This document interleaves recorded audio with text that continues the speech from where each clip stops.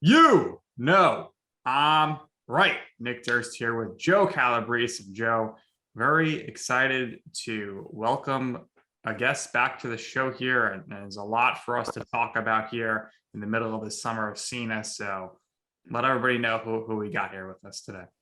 Yeah, he's one of our good friends from afar. We're going to be talking some Yankees today. We're going to be talking some Mets. And we're going to be talking about SummerSlam and All Out as both companies get ready to renew, maybe not the Monday Night War, but it seems like a war is in the renewal in the works here. So we're really happy to have him on. Since he was on our show last, he joined SI and he is now a contributor for them. So congrats to him. We're really, really happy to have him on, and I'm going to give him a nickname. So Dan, the man, Federico. Dan, what's up, man? How are you? I like that. Beard. Nick, Joe, thank you guys for having me as always. You guys know I'm always talking with you guys. Love the podcast, love listening. So appreciate you guys having me on. Yeah, absolutely. So, we got a lot to talk about some New York baseball. Well, let's start with the fun stuff. We got SummerSlam coming up here. Joe and I usually run through the card and look at things from a betting perspective, but overall right now, your takes on the summer of Cena, it seems like it's added some pizzazz to wrestling programming overall with Cena coming back. The guy's a legend. His shears have been incredible. Your take on John Cena's return, and it's probably only going to last another week here, but it's good to see him back. Yeah, like you said, he's kind of the last legend, I feel like, right now, especially the way things are going. Not many guys after him that would be coming back, especially with this. And wrestling fans haven't seen him in a while. So I was excited to see John Cena. I was never the biggest fan of his when he was active, but I feel like more people our age were, kind of rebelling against him, but always respected his body of work. I understand that he's, at least in my opinion, I would consider him a Mount Rushmore guy for WWE. He had a run on top for so long, so consistent, that I don't think was really matched by many people. So seeing him back has been great. It's been a boost to the show. Clearly WWE needs him because he's been on Raw and SmackDown. He's been on everything, house shows. So selling tickets for anything they could do. And Super SmackDown and MSG. John Cena advertised. Exactly. Yeah. So I don't know. I'm looking forward to this Cena Roman match. I know we saw it once, but this one's the big one, so it's going to be awesome. Yeah, Joe, I know you hated the first one because of when it was done. Yeah, I feel like it was such a throwaway, and for two guys, it felt like a generational type of match. And I'm always going to go and say this, but I think that match was a WrestleMania match, and I think the first time they did it, they kind of watered it down a little bit. At least we're getting it at SummerSlam here. And it seems like SummerSlam this year, because of the circumstances now that we have people back in the stadium and probably going to get close to a full stadium in Las Vegas, the city brought back the mask mandates. So you'll probably see masks all over the stadium next Saturday when they have the show. But it seems like SummerSlam now is going to be, or WWE is going to try to make it as big, if not bigger, than WrestleMania was. And the card so far has been pretty good. I think the buildup has been very, very good. So, Nick, if you want to just give us the quick run through of some of the matches, and we'll continue talking about that. Right now, we got Roman Reigns at -500. John Cena is +300. I think we could all agree the head of the table, the tribal chief, will probably win. I believe the Usos will help him. So Cena will look okay coming out and lost there. I think we all agree, but what do we think? Do we think Cena ultimately gets the 17th title reign? We'll start Dan. Yeah, I think that especially now with Flair out of WWE, which we'll see where he goes. I think if he goes to AEW, maybe they'll push even harder to give Cena that 17th. I just don't see it happening with Roman at all. He's just, I would say, the peak of his career. He's really firing on all cylinders as a character. And yeah, he's been fantastic. So I can't see a way Cena wins. I really would like to see maybe a redo of SummerSlam 2014 where it was Cena Brock, and yeah, it was a longer match, but it was basically an extended squash and just Cena, getting squashed. So I would like to see Roman do that again and really cement him as that guy. So yeah, I don't know what the plans would be after, because then that would be a lot to live up to. And whoever's going to take down Roman, that's going to be a tall task. But it starts at SummerSlam. I think you should go over Cena, in a strong fashion. What do you think, Joe? So Cena beat Styles at the Royal Rumble for his 16th reign in 2017, which was 4 years ago. I did not, and I don't think anybody else realized that he was going to be kind of fading away as quickly as he did. So when you come back, when you do a championship reign, or you're getting ready for a championship run, you need to build a program up or rivalry up in that month or two beforehand, and then you need to go on a championship run after the fact. So I don't know if he's got those 4, 5, 6 months runs in him left anymore. And I know as a respect thing, Flair doesn't mind if he breaks the record. I can imagine Cena probably wouldn't mind breaking the record, but if he stays tied with Flair, I think that's okay with him. So a couple of years ago, I would have said yes, absolutely. Now, kind of still a little bit on the fence, but I lean now. Yeah, I think if he does break the record, it should be like a big run, like wins the Royal Rumble, goes on to WrestleMania. I don't know how many more matches he has left in him, but I'd love to see him face AJ Styles one more time. I think that would be tremendous. So we'll have to wait and see there. But AJ, of course, is with Omos, who is just an absolute monster. And it's not going to be long before this guy is a champ, I think. I don't know much more about it. He doesn't have much of a character, but Dan, it seems like, dating back to WrestleMania this year when he had his debut, the fans in person seem to really like him. Yeah, I mean, it seems like, and I'm sure we may get to it, but like the shift in their company's thinking where like we need to go bigger, no more small guys. I mean, that's the embodiment right there is Omos. So I know I saw on Kevin Nash's interview with Stone Cold that he worked with him pretty closely during the pandemic, which I think is a great role because that's kind of how Kevin Nash started. He was just the big, tall guy with Shawn Michaels, trying to help him out. So, I mean, they definitely see money in him. He has a little bit of a personality too, even in the small spurts that he's talking and showcasing that. So I think there's a lot of potential. How good he'll be, I don't know, but I don't think that really matters when you have somebody his size, believability. Not the type of guy I really watch wrestling for, I'll admit that, but I'm impressed by him and I'm looking forward to see whatever they do with him because it's going to be interesting. Yeah, I think at some point him and Commander Aziz will be squaring off the big guys because you get, we'll jump around here, but the Big Show finally made his in-ring debut on AEW on Dynamite. No More BS comes out to help Tony Schiavone. Wow. I think it was the same guy who did his WWE song voice because it sounded just like it, whatever song they played last night. So that was pretty cool too. Yeah, so not bad, but we'll see what happens out there. We'll get to AEW momentarily. Now, the other World Championship match is Goldberg, who everyone still chants his name, so people still like him. And he's going to be taking on the almighty Bobby Lashley. Joe, Lashley is favored -600. Goldberg is +350, but I would not rule out Goldberg winning this match. Yeah, well, I think if Goldberg actually wins the match, then you might see a certain person cash in his Money in the Bank contract. Big E, by the way, is -250 to not cash in, +175 to cash in. So I would think they would save Big E to cash in maybe on Roman. Maybe that's the way you get the title off Roman. Maybe New Day goes to SmackDown in the draft. I think they got to reunite them, or Big E will probably cash in on Bobby Lashley.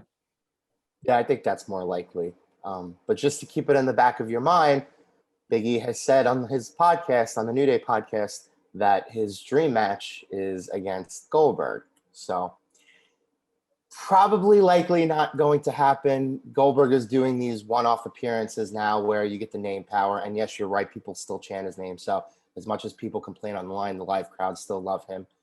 We saw this happen at the Royal Rumble. A lot of people thought, oh, is Goldberg going to beat Drew McIntyre? Didn't happen.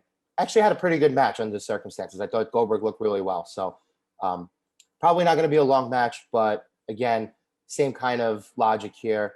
Bobby Lashley's been having a really tremendous championship run, and I think it's going to continue. I can't see Goldberg winning in any way unless the plan, like I said, is for Big E to cash in, and then maybe they want to do Bobby Lashley versus Big E in the fall, but that would require Big E going to Raw, and they're probably going to hold off on that until the draft, which I think now is in late September, October. I forgot the date. They kind of moved it back, but So I think Lashley will win there. Yeah, we'll see because one of my favorite WrestleMania matches a few years ago was Goldberg versus Lesnar. So if you give me that same type of match here between Lashley and Goldberg, I think Lashley's capable of it. I think people will be probably pleased with that type of match, Dan. Yeah, I agree with that match. I loved it. I wasn't a fan of them really feuding, but when it was like a 8-minute just spam finisher type, that was awesome. It was great to see. Yeah. So, like that, I think Bobby Lashley's been great. Love him as champion. He's believable. He's another one, like big guy, kind of larger than life character.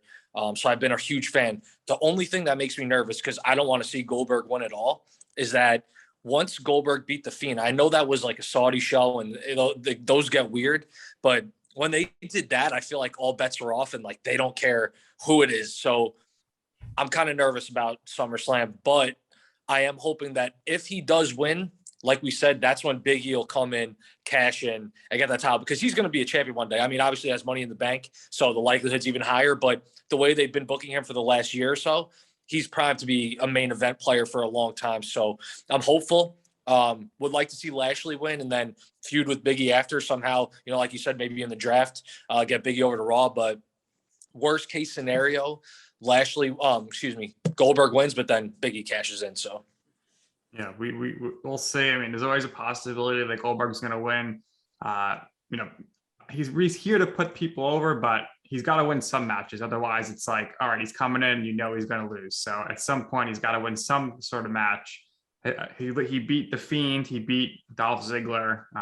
Other than that, I don't know if he's has too many wins the last few years here. So something to keep an eye on. Lashley's been great. I don't really like MVP. I think MVP kind of holds him back as the champion. So we'll see what happens there. I think MVP probably does get speared though at some point in that match. And he's going to have to maybe need 2 canes instead of 1. All right. Now we got the boss is back. She's taking on Bianca. Bianca is favored at -200. Sasha is +150. I'm going with the boss here. She came back. She turned heel. What's she going to come back after months off and lose again? Where does she go from there? I think she's got to win this match. Heel Sasha is the best. The problem with heel Sasha is she's so good that eventually everyone cheers for her. So you really can't have her be a heel for too long. Dan, we'll start with your thoughts on this match first. Yeah, so I know WWE gets a lot of flack for rematches, but it is a rematch, but it's a rematch from WrestleMania, and they haven't interacted until a couple weeks ago since. So it still feels fresh to me. They work great together, and I'm in your camp. I think that coming back, Sasha's one of their biggest stars. She needs to get the title, and it has nothing to do with Bianca. I mean, I think WWE sometimes runs into a problem where all their champions are just champions for months and months and months. Like, I don't think there's anything wrong with Sasha winning and then Bianca winning next pay-per-view and kind of flip, just add a little spice to it. So, but I do think that SummerSlam, it should be Sasha's night. I mean, coming back from this long, again, she's one of their top superstars, male or female. It would be the right call. And Bianca's had a great run, but she has a great future too. So it's not like this will be the end of the world for her either. What do you think, Joe? Yeah, no, I happen to agree with that. And the term you're thinking of is playing hot potato with the title, which a lot of people don't necessarily like, but I always believe that it's very hyper specific to the circumstances going on. And Nick is 100% right when he says, why bring Sasha back if you're going to have her lose, unless the plan for her is to go to Raw in the draft and then have her lose to Bianca one more time and have her look really, really strong. But I think Bianca will win, but I would like for Sasha to win. And I agree with the logic, Dan. It makes sense to have her win and then at least have the third match at the next pay-per-view or the pay-per-view after that, maybe Hell in a Cell, and then she loses and then she goes off and you have Bianca in that spot where you usually do the Raw champion versus the SmackDown champion at Survivor Series, because she's definitely earned that spot. And but yeah, no, I again, taking elements of what you both said. I mean, I love Sasha. She's my favorite. I want her to win again, but again, I don't want her to win and then have her go on a long reign with the title and then kind of dim Bianca's star a little bit, because Bianca's incredible. She's unbelievable to watch. They to me, they're clearly right now, them two and Charlotte are still, 1, 2, 3 in the entire company. they're all clicking and firing on all cylinders. So I think Yeah. Bianca will win, but I would like Sasha to win. All right, that's good thoughts there from us, all on the same page. All right, Nikki Ash, the champ, taking on Rhea Ripley and Charlotte. I can't stand Rhea Ripley. I think she's like this hardcore, boring as hell character that has nothing, and she's getting booze too. So I would expect more of that. People say, "Oh, I hate Charlotte. I'm going to boo her," but that's because she's so great. She's the best, the greatest of all time, and she wants you to hate her. So she's doing what you're supposed to do. Nikki Ash is actually favored in this one at minus 125. I don't know, guys. I don't know where I'm going leaning with this one. I could see it really going anyway, but I guess I'll say Nikki is going to win. She beat Charlotte in an awesome match on Raw, so we'll see. Does Charlotte take the pin again? I'm sure she wouldn't mind. Maybe Rhea. Maybe it's going to be Rhea. I don't know. I think there might be something where Charlotte has Rhea in the figure 8, but then Nikki jumps on top of her for a pin or something like that, a crazy finish. What do you think, Dan? I feel like anytime there's these matches like this and Charlotte's in it and she's not champion, I always just think she's going to end up winning it. So I'm going to say her. Like you said about Rhea, I mean, there's just something missing than what she was doing in NXT. I don't know what it is, but she just doesn't have that it factor, because I was a big fan of hers in NXT, and it just hasn't translated to the main roster. So that'll be interesting to see. I mean, Nikki, I was always a fan of hers. This gimmick's not for me, but I know it's not for me. So I understand that. She's interesting. I'm glad she finally got her moment, even though I liked her more as like the Nikki Cross of sanity. But yeah, she's doing a great job. But I'm going to lean Charlotte just because, like I said, anytime she's not champion going into a championship match, I just assume she's going to win. So I'll stick with her. That's definitely fair enough. And you'd be right more times than you'd be wrong on that bet. What do you think, Joe? Yeah, so I think I'll start with Rhea to answer your point. They brought her in. She had the match with Asuka at WrestleMania. She was presented in that very heelish way. And then after Asuka, she's probably taking time off now. After that, they had Charlotte and Rhea on TV for a couple of months, and you didn't know who was the one you were supposed to cheer for. You didn't know who you were supposed to boo. So I really enjoyed Rhea in NXT. I think they kind of botched her Raw kind of run at the start a little bit. I think she's getting momentum now that the live crowds are starting to cheer for her again, which is nice. But for a couple of months, those two just didn't click. It just wasn't working, and a lot of people were still missing Asuka or kind of wanting something different. So I think what they did with Nikki, and again, the character is not necessarily for us; it's for 8-year-old girls, and 8-year-old girls are eating it up. My cousin's got 2 daughters, and they both love her. So take that how you will. But I think Nikki having that moment for her, which was very well earned and well deserved, I think that was kind of the jolt that you needed in the Raw Women's division, because she came out and then 2 weeks later, or for 2 consecutive weeks, she had really great matches with Charlotte on Raw, and that no disqualification match that they had was really, really good too. So in terms of winning, I'm with Dan. If Charlotte's not the champion and she's going into a championship match, I have this instinct that she's going to win. And I do think that she will win, because I think the plan for Nikki is to get her to the top, have her taste that little run at the top. She already beat Charlotte one-on-one, so she's capable of doing it. And now if you take the title away from her, the people are going to want to see it happen again. And I think Vince probably knows that better than anybody else. So I think Rhea's in the mix. I think she's kind of a little bit of the red herring here. So I'm going to agree with Dan. And I'm going to say Charlotte will leave Raw as Raw Women's Champion at SummerSlam. And I think a lot of people are going to be upset. Nick, who's going to. This is what I'll say. If Charlotte wins, I think she's going to lose the title at the next pay-per-view to Raquel Gonzalez, who I think will lose at TakeOver. She'll be on Raw the next night. Come on out, because Raquel versus Charlotte, I think, would be a big-time match. Raquel versus a lot of people would be a big-time match. It's kind of sucks that I think she'll have a short NXT title reign, but they got to get her up to the main roster here. But we'll talk NXT momentarily. All right, the other big storyline right now, it's going to be Alexa Bliss versus either Eva Marie or Dewdrop. I'm a huge fan of Eva Marie and Dewdrop. I don't care about Alexa Bliss right now. I'm surprised she didn't win Money in the Bank. I hate the freaking doll. Now people are saying, "Oh, it's a work. Bray Wyatt's going to come back and burn the doll." I mean, enough. I can't. I don't like this. I don't like this ECW and sci-fi type of storylines. Dan, what do you think about Bliss right now and overall the return of Eva Marie?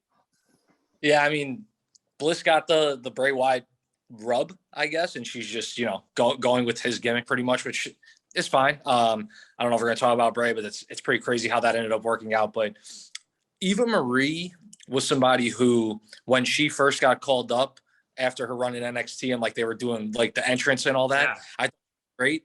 I thought I thought she was definitely going to be women's champion one day, but I just feel like the time in between then and now completely lost that luster in the middle. I think there's different fans now, different things where she comes back and just not there. And that's what I feel. I mean, she has Piper Niven, Dewdrop.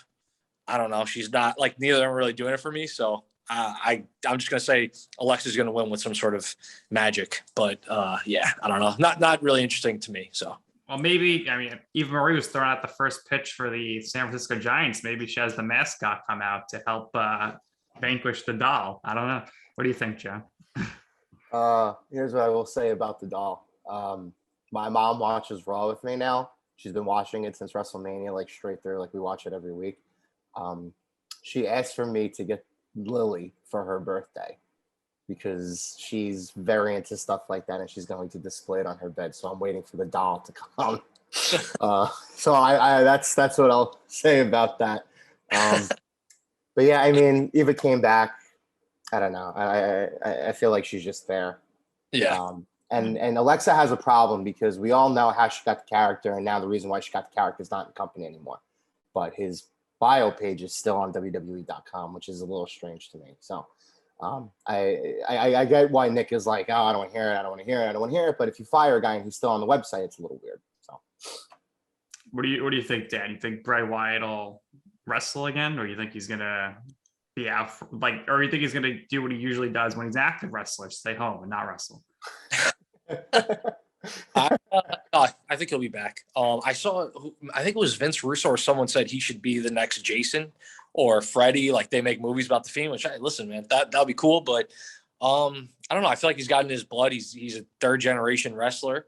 I don't know. I see how people are on the fence with him. I was always a big fan of him, regardless of character and his in-ring, whatever have it. I always liked how he was displayed. So I'd be happy to see him back. I want to see him be in a tag team with his brother.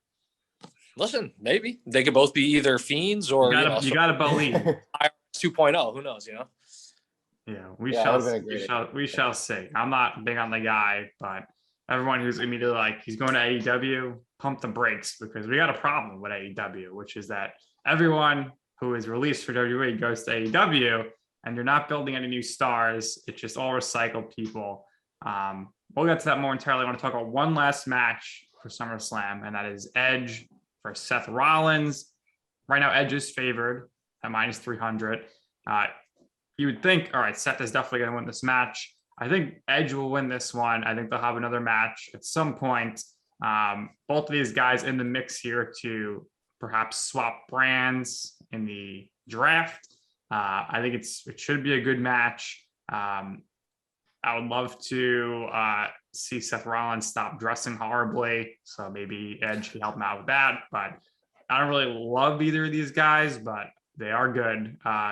Joe, what do you think on this one? Yeah, I think this is going to be the match of the night. I think they're going to get a lot of time to do whatever they want. I think most importantly, the backstory is here. And they kind of lucked into that a little bit because nobody ever expected Edge to come back to the ring. I mean, come on. But the backstory is there.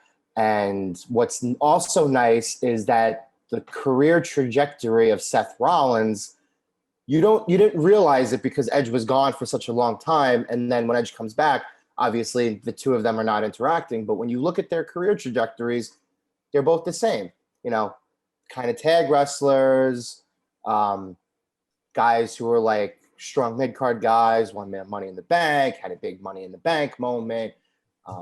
Guys who are known for their ability in the ring and have been loved by the fans and both hated by the fans. So I think the promo that Edge cut on SmackDown, saying that he was basically a cheaper version of himself, I thought that was brilliant. I think everything is setting up here for these two guys to have the match of the night, possibly the match of the year. It kind of reminds me of like that. The hype behind this, I think, is going to be like Cena versus Styles a couple years ago at SummerSlam. That's how I'm excited about it, for it. You give these guys 20 minutes and they will steal the show. So, and I also think because this is so personal and it is being billed so personal, this is something that I could see lasting until Hell in a Cell. Because as we know, like the match and the pay-per-view concept itself is so watered down. They do 2 or 3 every year, kind of lost its luster over the years. But if they get this one right, this could be worthy of the Cell down the line if that's the route that they go. So I'm really excited for it. And I do think Edge is going to win because I think if it does continue, he's on a 3-match losing streak. He's got to win. Right, he's got to win. And then if they do continue it, it would make sense for Seth to be the guy standing tall at the very end, not at the beginning. So I do think Edge will win. What do you think, Dan? Yeah, I agree with Joe in the sense that the story's there. It's personal, which always for me makes things more enjoyable. I'd say I'm not the biggest Edge fan in terms of in-ring work. I think when it comes to entrance and presentation, he's a star. But then once the bell rings, I was never crazy about him. But I believe Seth Rollins is arguably the best wrestler in the entire company. I think he'd get a good match out of anybody. So I'm really expecting this match to be a big one. I don't know, match of the year, I'd say for me, I don't see that. But match of the night, definitely in play. And either way, I think it's going to be a big match to look forward to. And I think it's going to be a good one. So looking forward to it. All right, quickly now on NXT. Apparently the plans now are for NXT to go back to being truly a developmental league, which I think is the way to go. NXT has been really hard for me to watch the last 2 years. I really hate every storyline. The last character they truly built up from scratch was Velveteen Dream, who they ended up releasing. So now I think they should go back to creating new characters. And like John Cena said, you got to stop relying on the old guys. You got to go to the future here. So I don't need all these, 35, 36-year-old guys coming over from the indies going to NXT. Joe, I know you're a big fan of a certain NXT talent right now in the breakout tournament, but what do you think the direction should be here for NXT? I totally agree. I think NXT, when you look back on it, my favorite period was from 2015 up until like 17. And during that period of time was when they were building all the stars, right? So that's when obviously the 4 horsewomen were still down there. And they kind of mixed in people like Samoa Joe to work with a guy who are they developing like Baron Corbin. That's when KO and Sammy were there and Finn was there. But those were really only the guys that they brought over. Everybody else was kind of in that developmental trajectory, or they were somebody who was signed to be at the Performance Center to come in and work NXT once a month. And that's what I think a lot of people enjoyed about NXT was it had that feeling, kind of like that AAA feeling, you know what I mean? And I think it got so big, ultimately they had to do what they had to do, which was put it on USA. Every now and then you send a big star to NXT, makes a big appearance. I know the NXT episodes where you had like Sasha and Bailey both go down there were some of the higher rated NXT episodes during its run on USA. But this is ultimately, I think, the correct move. And I know a lot of people are going to disagree with it, but I think a lot of talent in NXT was floundering because they were purposely being kept in NXT. And there's only so much you can do in that smaller sphere, because obviously NXT, to comparison to Raw and SmackDown, doesn't get nearly as much attention.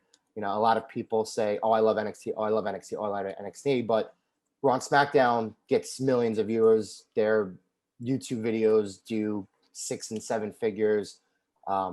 Every now and then you get a video like a John Cena return where it just explodes. in comparison, NXT doesn't have that popularity.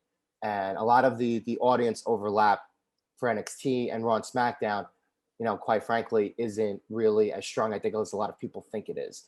And you could when people kind of come, see like that. look at Karrion Kross. He comes to Raw, and no one knew Right. who he was. So Yeah, nobody knew who he was. And the truth of the matter is, I know you're not a fan of him because, again, you don't really like those characters like the Crosses of the world, Aleister Blacks of the world, I hate him. Bray Wyatt's. No, I totally understand that. It's your taste or your taste. That's totally fine.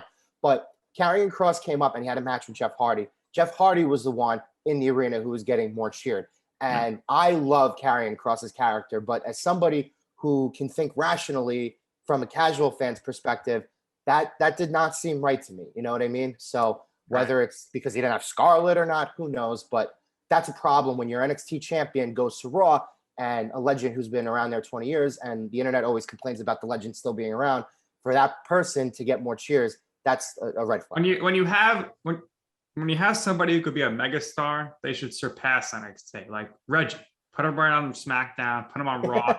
The guy's incredible. I mean, he's better gymnast than Olympian. So and I think NXT, they're in a bit of a rut right now. The only good thing about NXT is Mandy Rose, but I don't know why she's in NXT. She should be fighting for a championship on Raw or SmackDown. So it does disappoint me. What do you think, Dan? So I'm going to preface this by saying that I'm a full-fledged NXT guy since 2014. Been to 7 takeover shows. Just love everything about that show, even from the days when it was developmental till it became an indie all-star fed. That's what it ended up becoming before I went to USA. But I do think now it's funny because, like you said, speaking rationally, I loved the way they were doing things. I didn't have a problem with anything. But when you see in Vince's eyes where he's going to put them on USA to battle this new show, they get destroyed by AEW objectively. And now he sees the roster with 35-year-old guys that are 5'8", 170 pounds. Adam Cole, baby! Joe's guy. He's going to lose a takeover and he'll be gone, I think. Yeah, I'm not going to shit on Adam Cole. Excuse my French. But I do think I could see why Vince is listen, this isn't working out. Let's start from scratch. And a lot of this I agree with. I mean, why not switch it up and try something different? Things are different for everybody. The loud people online are going to be the ones that are most upset, but I don't know if it's really going to affect much of NXT. I don't know. I think personally they should put Dominic Mysterio on NXT and just let him go and be a 24-year-old just young guy on there, fresh face. People like that. You hear the rumors about Gable Steveson, throw him on NXT if he signs and just let him run through everybody. I'd be fine with that. So I don't know. I loved NXT for what it was. Especially, going to those takeover shows when you see Aleister Black and Adam Cole, Ricochet, Tommaso Ciampa, all these guys going nuts for 20 minutes. It was great. But I think it's time to switch it up. Yeah, I'd love to finally see Ciampa and Gargano on the main roster. I think Garganos are expecting a child now, so maybe Johnny's going to move on to the main roster. I think you have to take one step back to take 2 steps forward. I think that's where NXT is right now. Yeah. NXT, if you look at when it was at its peak, all those people were homegrown and now they're on the main roster. So then that transition here to AEW before we get to baseball. They got a problem because they have built one star, and that is Britt Baker. They built her up, but look at their main people right now. And maybe after I read them all, you'll figure out what they have in common. Chris Jericho, Jon Moxley, Sting, Paul White, Mark Henry. Who cares about Mark Henry? Cody Rhodes, Brandy Rhodes, Christian Cage, Matt Hardy, Rusev, Goldust. Rusev. I mean, Neville, the Revival, who suck. Sean Spears, who's the perfect zero. Jack Hager, who nobody cares about at all whatsoever. And now they're looking to do some more damage here. They're gonna, they're likely gonna sign Daniel Bryan, which that's great. I mean, you got to do that. CM Punk, do that. They should get Braun Strowman. I don't know why they wouldn't want to. But Joe, what do all these people have in common? They all came from WWE, and so they're starting to build the all out card, right? And they've only had a couple of matches announced so far. Two of the main matches that they've announced so far are Kenny Omega versus Christian Cage. That'll be for the AEW World Title, and then Pac, Neville, right, against Andrade, right? So we saw Omega versus Christian not too long ago, and a lot of people seem to complain about WWE. Oh, you do rematches a lot, this and that. Well, this is AEW pulling one from the WWE playbook. Omega and Cage are going to have a very quick turnaround rematch for the world title. And we also didn't even mention the awful Mr. Clean Bull twins, the Good Brothers, who are in there dominating, coming from Impact. I mean, it's just I can't stand these young bucks. I mean, these guys are killing the business. They don't know what they're doing booking wise, and the show is all about them. But continue, Joe. Yeah, so with Pac and Andrade, it kind of felt like AEW was saying, yeah, we know we signed you guys, and probably you figured you were going to get a much more bigger prominent role here. So our apologies to you now is that you're going to be one of our focal points in this show, and we're going to probably give you some time to let you guys do whatever you want. But I remember when a lot of people were really excited that Miro went to AEW, and I think for the first couple of months, I don't think what he was doing direction-wise and with his character was really horrible. Connecting with people. I think they got to bring in Lana. I guess they're going to do that.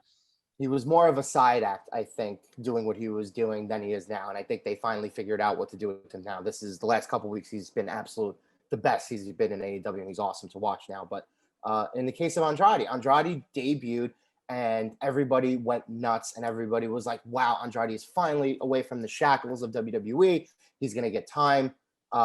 His English is still a problem, and he hasn't really been featured prominently. What happened? He was with Vicky Guerrero on the next week. And then he was with Chavo, right? Yeah. So that was a little weird, but I think Chavo's a better fit with him, right? But so it's going to be, and then when they do bring in young guys or people relatively unknown like Will Hobbs or Wardlow or Brian Cage, they lose all their matches. I don't like Lance Archer. He came in, he instantly lost. I want to see Brian Cage versus Christian Cage in a cage match. Winner gets the Cage last name. Taz is awesome. He's cool. I don't really know what they're doing there, but with that Team Taz stuff. But I mean, the show is enjoyable at times, but I think it's too much of the same stuff. But the Young Bucks are in every other segment. Everything has there's about 5 or 6 factions right now on the show. So every match ends with a run-in from a whole crew of people. I don't know, maybe is it lazy booking? I don't know. I mean, it's good, but I think, Dan, they need to try to focus on building up new stars, which we thought they were going to do it Adam Page, but they're going to put that on the back burner for now. Yeah, so I don't know. I agree with some of the stuff you guys said, but also I think of Darby Allin's a huge star for them, at least as a homegrown star, like a young guy. They push him a lot. Jungle Boy, MJF, these are guys that I think that are young and they're featured, and I think they're doing a good job. But at the same time, and of course you'll see online, well, they don't sign a lot of WWE stars, but they do though. There is a lot of guys, and I don't blame them. I mean, if CM Punk and Daniel Bryan and Aleister Black, if these guys are going to, oh yeah, in my opinion, Black. Black, I don't think is on the same level as Punk, Bryan, and Strowman. He's a tier below. Yeah. I think the Andrade Black signings were done correctly. Obviously, Daniel Bryan, Punk.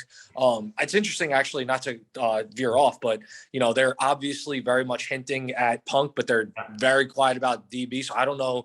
I'm sure he signed. I think all those rumors were very true, but I'm just curious as to know what's going to happen, how he eventually debuts. But yeah, I mean, AEW kind of took what NXT was for me in terms of now I just enjoy their product as the alternative, and it seems more for me. I feel like when I watch it, I'm watching people that are my age watching the show as well when you see them in the stands. So I enjoy it. There a lot of the things people look past that they would crush WWE for, which I think is, it is what it is. But that's what happens when you're the internet favorite.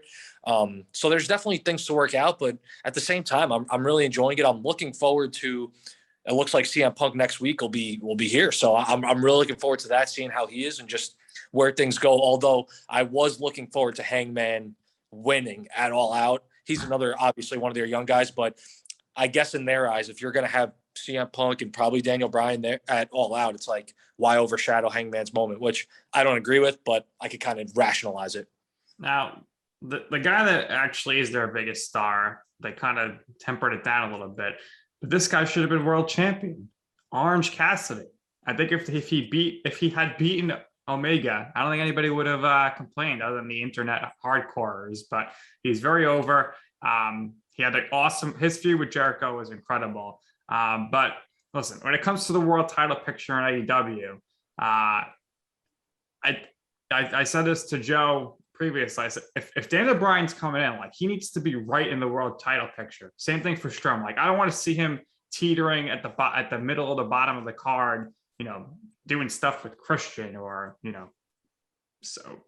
or Aleister Black or Darby Allin. Like, he's at this level where they gotta push him or Punk right to the top. Maybe Punk could probably doesn't even need the title as much, but I'd assume Punk's going to come in.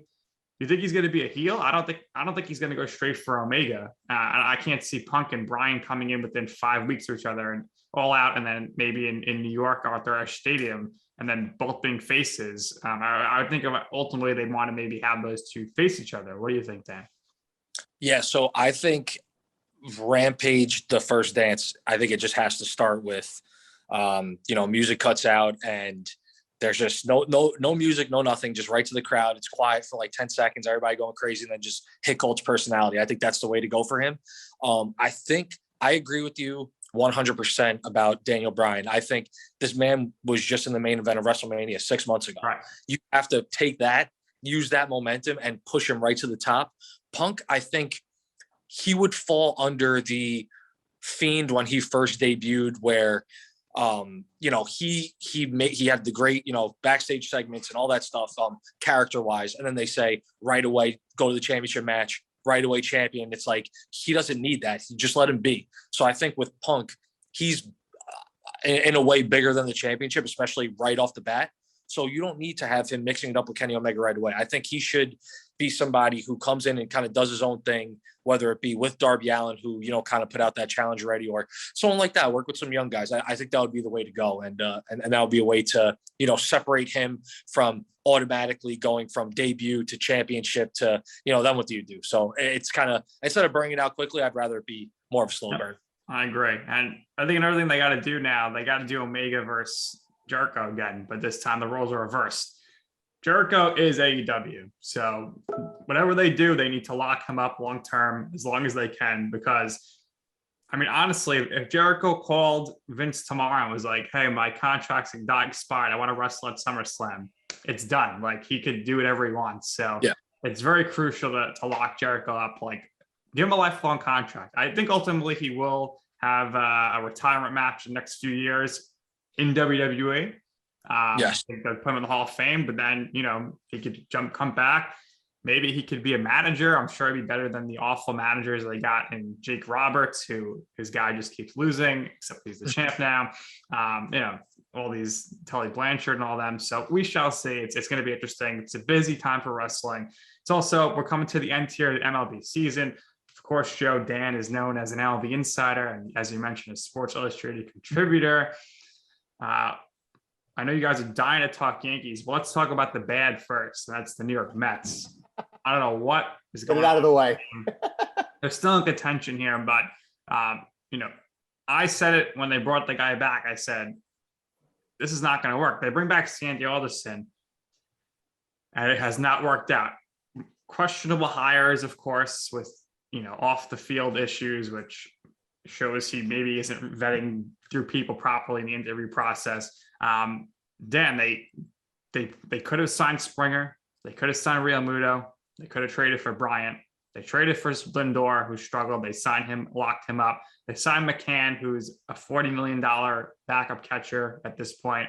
And they trade for Baez, who, if the Mets wanted to run a promotion where Mets fans get $1 off a ticket every time Baez strikes out, the fans will love him. But this guy is just swinging, missing everything.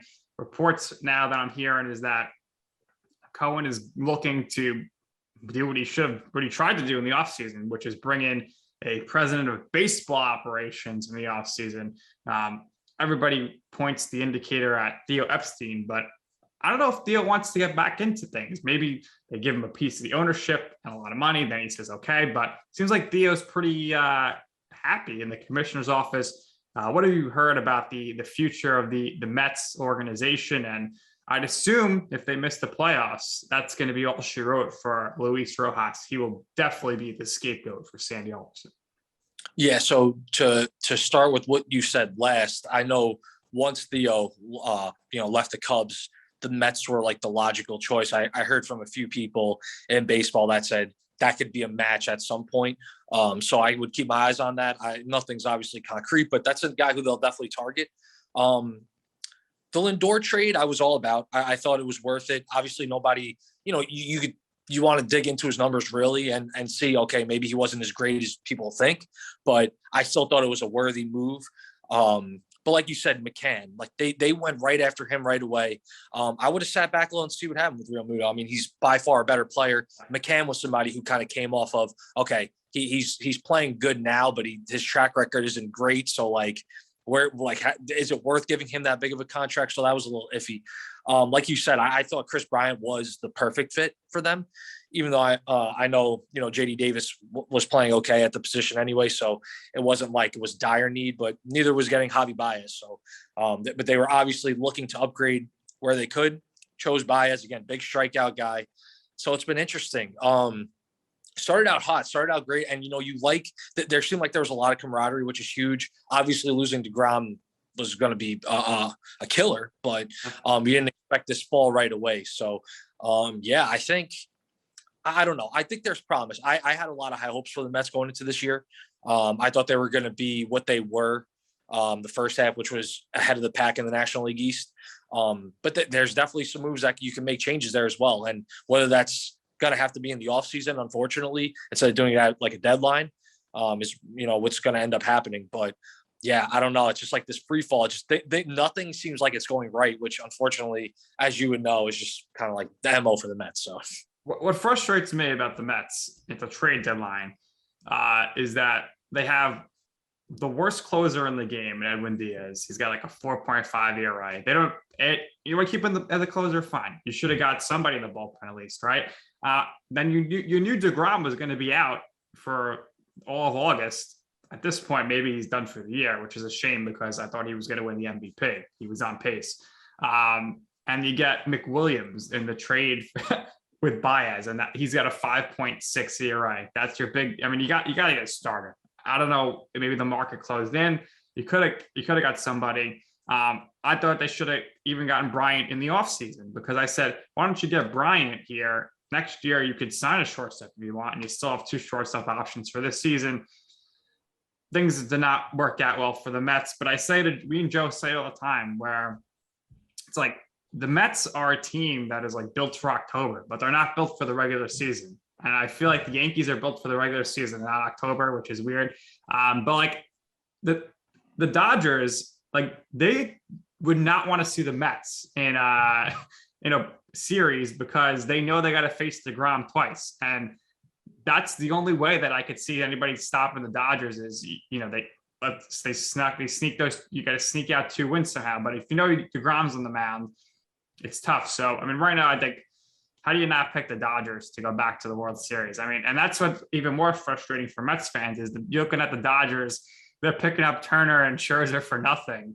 Scherzer, of course, said, I'm not coming to the Mets. But I don't know. I mean, if you're a betting man, you gotta bet the Brewers right now. The Brewers get to play the NL East winner. And then they take a shot at the Dodgers if the Dodgers go in the wild card game. It's going to be interesting, and I think right now we're looking at the Dodgers going back to the World Series. Joe, you're foaming at the mouth here. I know you're dying to talk to the Yankees, so let's do it. Yeah, I'm dying to talk Yankees. But to your point, what I will say is we talked about the Brewers before, and them getting the NL East winner, I think, is going to be easy on them. As we know, those short wild card series, a lot of wacky things usually happen, and the NL West triad is unbelievably ridiculous. So, Don't sleep on the Reds. Reds might no, sneak but in over the Padres. Joey the Votto. Is Joey Votto the MVP if the Reds make the playoffs? He's playing well. Resurgence. What do you think He's been about awesome. MVP, guys? Do you think, because Tatis still leading all the categories, but voters I don't think would give it to him because he missed too many games. So I think you're looking at maybe Buster Posey, or whoever wins the NL East, Freeman or Harper. What do you think, Dan? Yeah, I could see. I think Freeman's a good bet. I like, he's been that consistency for the Braves, and they're, still fighting for it. So, excuse me, I think he would be a good fit for that. But again, the Giants, I mean, they're just, I was saying the other day, I just feel like I always want to say they're going to start regressing, but I've been saying that for like 2 months now, and they're still not regressing. So it seems like they're all out too. I mean, Buster Posey, whatever surge, it's another one. So yeah, I mean, it's going to be a toss up. Obviously Tatis has always been the favorite, but like you said, the injuries have, kind of hampered that. So it'll be interesting. It's definitely going to be a robust race, I'd say. Yeah, and Cy Young, I think, and people are saying Walker Buehler, but I think if the Phillies make the playoffs, how do you not give it to Zach Wheeler? I mean, he's been awesome. Yeah, Zach Wheeler's been a beast. Another guy the Mets unfortunately gave up, but yeah, it's definitely he's definitely the one. Pines didn't want to pay him. Cohen would have paid him. And yeah, no, that's true. DeGrom obviously would have been in it, but he's his injuries are hurt. I think for the Mets now, I think DeGrom's going to be done. I don't think he's coming back for the season. I think, and we already heard it, if Syndergaard comes back, he's going to be a reliever. I would make him the closer, but they're going to put him in like a low-level blowout situation. So I think ultimately the Mets probably give Syndergaard a qualifying offer, and he's going to take it. Maybe Stroman moves on. They got Carrasco still. The Mets are going to be a different team next year, you would think. All right, Joe, let's talk Yankees. The Yankees are hot. They're coming in hot. They got the Italians, and then Rizzo fits right in with the team. He instantly clubhouse chemistry. He gets COVID like the rest of them. He's out. Listen, it's so obvious. What the Yankees got to do when Rizzo comes back is, I'm sorry, but get over it, Aaron Boone. You got to put Stanton in the outfield. You got Stanton, Judge, and Gallo in the outfield. You got to put Rizzo first, and Luke Voigt has to DH.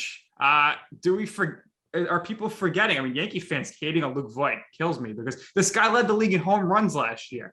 That's a tremendous lineup if you could somehow play all of those guys.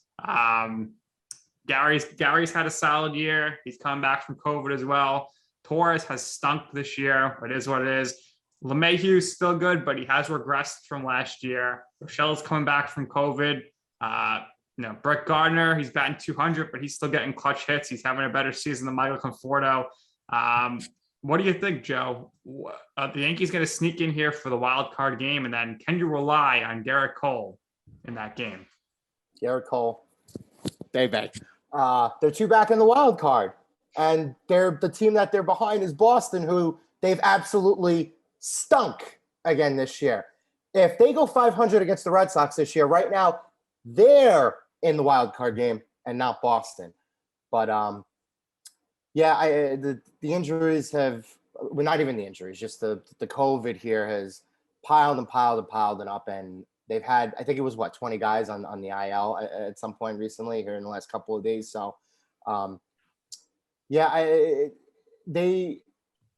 the moves that they needed to make at the deadline, they needed to make, but a lot of people were saying, oh, they needed the Italians. Oh, they needed the lefty bats. What a lot of people don't realize is both Rizzo and Joey Gallo are really, really good defenders, amazing defenders. The Yankees, up until that point this season, stunk defensively. They were terrible.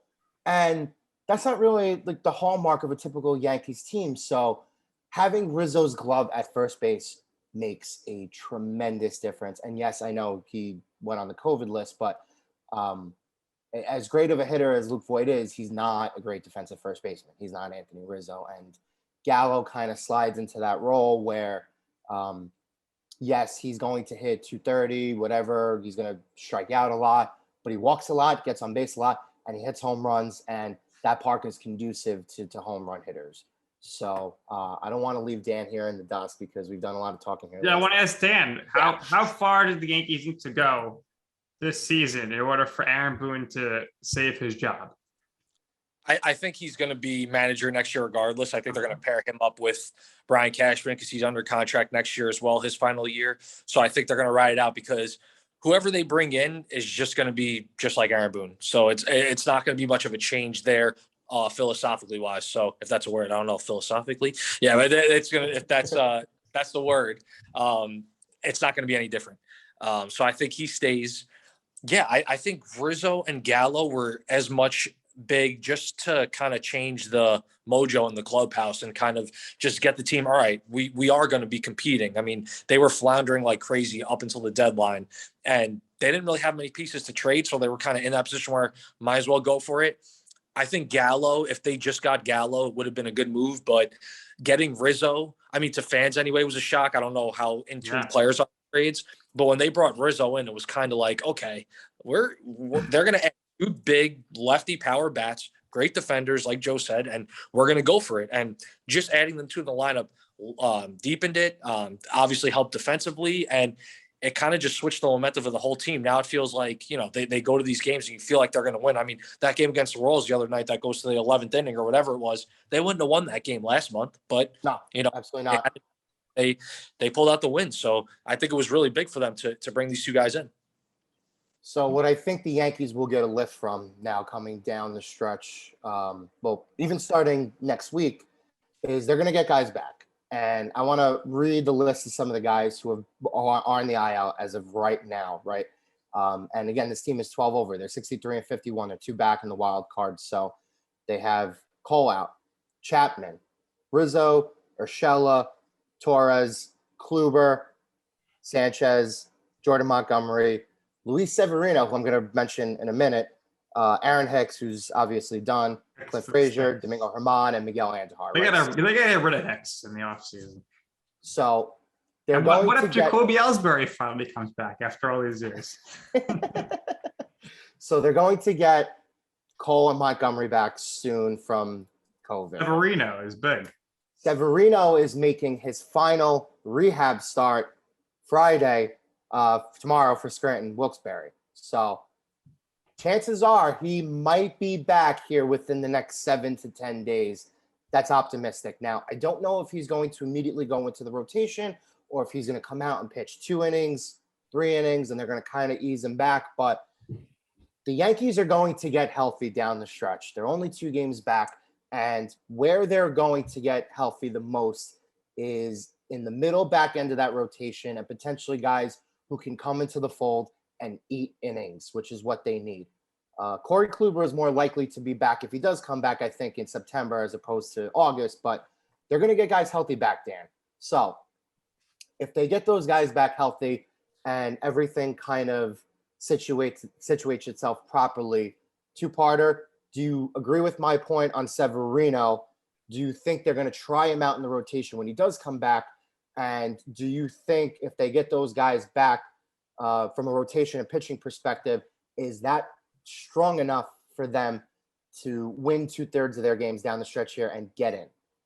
Yeah, so the Severino part, I do think he'll probably be not an opener, but definitely like a 3-inning, 4-inning guy. I don't think they're going to push him very far in 2021 at all, even if he stays healthy through the playoffs. Like, I think he's going to be at most a 4-inning guy. That's just my feeling on it, which is fine. I don't think they should overwork him either, even though they're probably going to need him. But, they have a lot of weapons in the bullpen as well. Haven't been performing consistently throughout the year, but they have enough arms where they can kind of piggyback off of Severino. Like, once Severino and eventually Cole, Montgomery, maybe even Kluber come back, you move those Nestor Cortez's and Andrew Heaney's to the bullpen, and those guys could be the bulk, or at least, another 2-3 innings after Severino. So I think that'll definitely work out. And like you said, I think these pitching moves, it will be enough to do it. I mean, we know the offense, if it performs to its potential, should be good enough to carry the team regardless of who's pitching.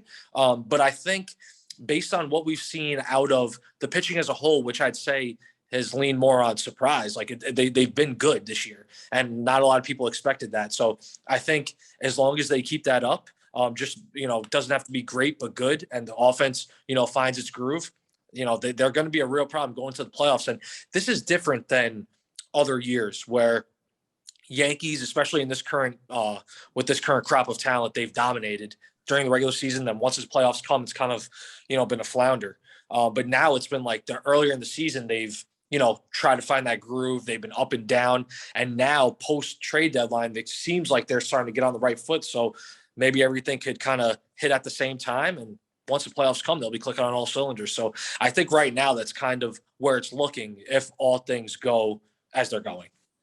What do you do, Dan, if let's say we come down to the end of the season and everything works out good, and the last day of the year, Yankees got to win to get in the wild card game? Do you throw Garrett Cole and then you just say, we'll worry about the wild card game tomorrow? What do you think we go there? Because I think it's possible with the way, that everybody's playing here and it's tight. I wouldn't rule out the Blue Jays yet either, but I think we could see a game 163 this season to see who goes into the wild card. But what would your strategy be there quickly there? Obviously, you want to get Cole to at least get you in the playoffs. But then, I mean, what do you go to Tyon in the wild card game? Yeah, I think if there's any game on the line, whatever it is, 163 wild card, you have to go Garrett Cole. I know he hasn't been as great as he's been in the past this year, but you're paying him all that money. He is your ace for a reason. You have to stick with that. So, I mean, like you said, Tyon, he's been fantastic, especially the last couple of months. And Yankee fans were killing him in April. I was one of them. But I thought that he should have been, in AAA to start the year and kind of work these kinks out there. But to be completely honest, the Yankees, their gameplay with him has been pretty strong. So I can't really doubt what they've done. They built him up properly. Now he's firing on all cylinders. So it's been great. But going back to before, I think no matter what game it is if the season's on the line, you have to go no matter what. Yeah, fair enough. All right. Now, last question here. It is football season. So I need to know, how many times am I going to be seeing you tweet this year about a big Evan Ingram drop every freaking game? And is this going to I hope this is the last season we got to see of Daniel Jones and Evan Ingram, and we could start fresh with Russell Wilson or Aaron Rodgers, because you put one of those guys on the Giants last season, as Joe likes to always point out, they're a contender. But your thoughts on Evan Ingram and Daniel Jones going into this season? Oh man, Evan Ingram, the guy has he went to the Pro Bowl last year. Guy has more talent in his pinky than three of us combined, but he's just, I don't know, man. I think he's a head guy, man. He just can't figure it out. It's just all in his head. So there was a picture already. I think it was yesterday during Fan Fest. It was fans were getting on him because he dropped the pass from Daniel Jones again. So that was interesting. But it seems like things haven't changed. Listen, the problem I have with him is he's always my fantasy football tight end, because I wait and then I say, oh, listen, yeah, he's Evan Ingram. He'll be all right this year. And then it's just, nah. So I'm over it. Hope he does well. Obviously love the Giants. And, like I said, uber talented player. So you always have hopes, but definitely not getting my hopes up for the Giants or for my fantasy football league. So I'll kind of go both there and say, I don't know. I'm ready for someone new. Maybe it could be Kyle Rudolph. You never know. Giants, I'm going to say around 7 wins. I'll set the over under. Jets, I think they'll be much better. 4 wins. They're going to be doubling their win total, triple. So 4 wins for the Jets. 4-13, baby. Here we come. It's going to happen. We'll see. But Dan, it's been Dan the man. Great. I try. Thank you guys for having me. I appreciate it as always. Thanks for coming on and doing this with us. Is there anything else you would like to share or promote? Because you know how we do last words here. Yeah, no, just always find me on Twitter, always tweeting about something, at Dan Federico. Like you guys said, I'm working for Sports Illustrated's site, their Fan Nation Yankees site, doing blogs here and there under the Yankees beat writer Max Goodman, who's fantastic follow for all Yankees fans. So yeah, just you catch me on there, but really just tweeting a lot. So yeah, just follow me on Twitter. Always talking Yankees, wrestling, Giants, anything. So and your following has grown too here in the last year or so. So you've done a really, really good job building yourself up. And I notice a lot of people are going to you for a lot more news and info and Yankees tidbits and stuff here and there. So do a great Thank you. job. Would love to have you on again. As always, this was so course. much fun. Of course, guys. Anytime you want me, just let me know. Always happy to be on. All right, so that's going to do it here for this episode of You Know I'm Right, for our special guest, Dan Federico, and for my co-host, Joe Calabrese. I'm Nick Durst, and this has been You Know I'm Right.